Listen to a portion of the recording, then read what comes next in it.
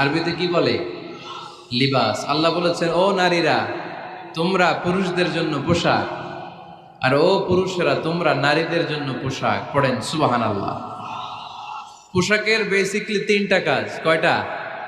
কেউ কথা কয় না, আরো জোরে বলেন কয়টা?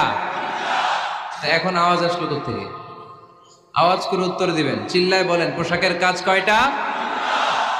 এভাবে শেষ পর্যন্ত খোঁচায় যেন সাউন্ড বের করা না লাগে, স্বপ্রণোদিত ভাবে উত্তর করবেন, ক্লাসের মতো হোক।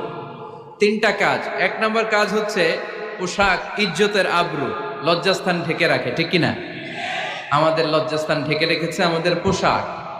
ঠিক তেমনি স্বামী তার স্ত্রীর ইজ্জত হেফাজত করে, স্ত্রী তার স্বামীর ইজ্জত হেফাজত করে, স্বামী তার স্ত্রীর চরিত্র হেফাজত করে, আর স্ত্রী তার স্বামীর চরিত্র হেফাজত করে। এজন্য আল্লাহ একে অপরের